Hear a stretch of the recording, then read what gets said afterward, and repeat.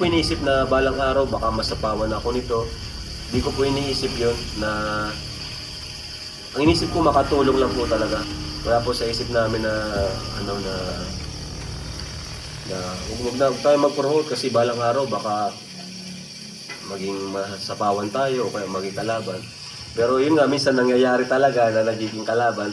So yun na nga po no, mga kababayan, mga kalingap, napanood po natin sa video ni Kalingap Prab. Ito po yung live ni Kalingap Prab kagabi na kung saan mga kababayan, mga kalingap ay nabanggit nga ni Kalingap Prab na sabi niya na wala siyang pakialam kahit siya ay masapawan ng kanyang mga tinulungan, yung kanyang mga inangat na mga charity vloggers, yung mga small YouTubers na ngayon ay talagang naglakihan na ang mga subscribers na wala po siyang pakialam kahit na siya po ay masapawan. Ang gusto niya lang ay at ang iniisip niya lang ay talagang makatulong sa mga small YouTubers na nangangarap sa larangan ng pag-YouTube, no? At sino ba nga yung mga natulungan ni Kalingap Prab na naglakihan na yung mga subscribers? Andiyan po si Gilo Mags TV, si Kalingap Tata, sino pa ba? Sila Kalingap Edu, Kalingap Ian, sila Kalingap Dan, lalo na si Mr. Bentiboy, no? Yan lang po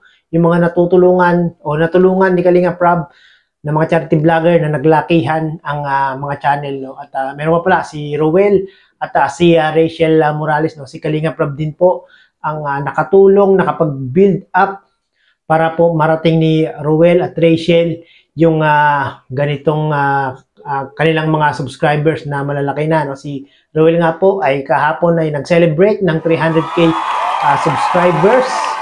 Grabe ang bilis ng pag-angat ng YouTube channel ni Rowel of Malalag, no? At syempre dahil yan po sa tulong ni Kuya Bal at ni Kalingap Prab, no? At grabe, itong si Rowel at si Kalingap Prab ay nakuha nga po yung attitude, yung ugali ni Kuya Bal Santos Matubang kung paano sila tumulong sa ating mga kababayan. Kung paano tumulong si Kuya Bal sa ating mga kababayan, nakuha po ni Kalingap Prab.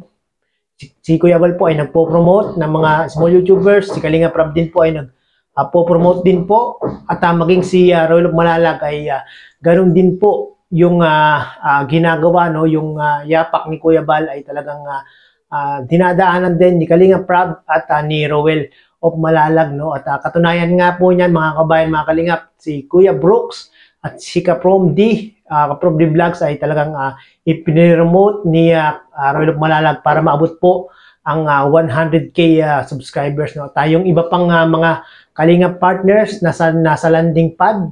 Nung si Rowel nga po ay pumunta ng landing pad ay ipiniremote po, no? Dati nga po ay hindi pa monetize dahil nga po kay Dodong Rowel na i-promote niya. Ngayon nga po ay monetize na at nakakasahod na nga po sa kanilang mga YouTube channel, no? At talagang salamat kay Kuya Bal, Kalingap Prab at kay Rowel of Malalag dahil sa inyong talagang busilak na pagtulong hindi lang po sa mga kababayan natin nangangailangan, maging sa mga small YouTubers na nangangarap sa larangan ng pag-YouTube. Maraming pong salamat sa inyong walang sawang pagtulong sa ating mga kababayan, no?